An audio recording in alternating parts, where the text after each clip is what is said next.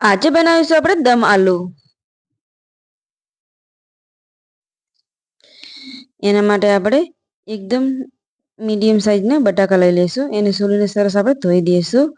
એક કાંટાવાળી ચમચી લઈ અને આ રીતે આપણે કાણા કરી દઈશું બધા બટાકામાં. હવે આપણે એક ચમચો તેલ ગરમ કરીશું.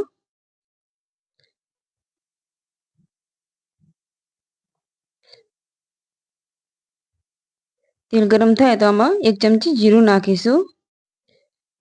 હવે આમાં આપણે 2 નંગ ડુંગળી નાખીશું અને 2 નંગ ટામેટા. થી 3 ટુકડા આદુ નાખીશું. 3 લીલા મરચાં, લસણ, 1 ચમચી આખા ધાણા અને 4-5 મરી, 2 લવિંગ અને 1 ઇલાચી, 2 ટુકડા દાલચીની અને 1 તેજપત્તું, 4 થી 5 લાલ મરચાં અને કાજુ નાખી દઈશું અને ઉપરથી મીઠું. સરસ આને આપણે ચડવા દઈશું. આ રીતનું ચડી જાય તો આની હવે આપણે ગ્રેવી બનાવી દઈશું.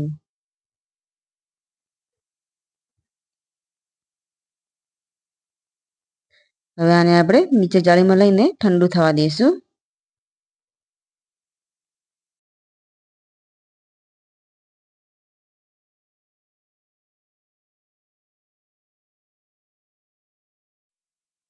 હવે આમાં આપણે 1 ચમચી ખસખસ નાખી અને આની આપણે ચટણી બનાવી દઈશું. હવે આપણે બટાકાને ફ્રાય કરી દઈશું. બધા બટાકાને નાખીને આપણે સરસ ચડવા દઈશું એકદમ ગોલ્ડન થાય ત્યાં સુધી. આ રીતના ગોલ્ડન થાય તો આને આપણે નીકાળી દઈશું અને આમાંથી થોડું તેલ નીકાળી અને જીરું અને 2 તમાલપત્તા નાખીને જે ચટણી આપણે બનાવી હતી એનો આપણે વઘાર કરી દઈશું. આ રીતના ચટણીનો વઘાર કરી દઈશું. આને સરસ આપણે 5 મિનિટ ચડવા દઈશું. હવે આપણે 1 ચમચી લાલ મરચું, હળદર, ધાણા જીરું નાખીને સરસ મિક્સ કરી દેવાનું અને મસાલાને આપણે સરસ ચડવા દઈશું.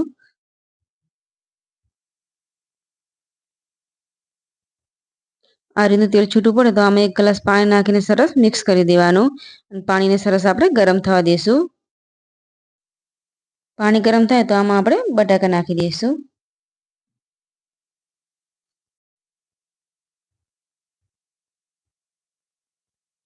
બધા બટાકા અંદર નાખીને આપણે સરસ મિક્સ કરી દેવાના.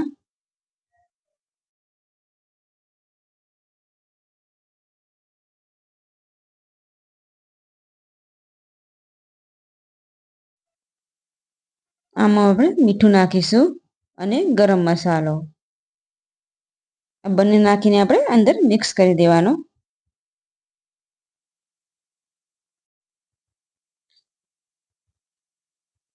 હવે આને આપણે ઢાંકી દઈશું. ઢાંકીને આપણે 5 મિનિટ થવા દઈશું. આ રીતનું એકદમ તેલ છૂટું પડી જશે.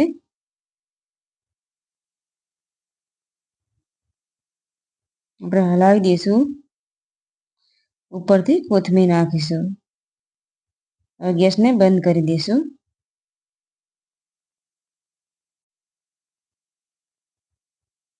હવે સર્વ કરીશું.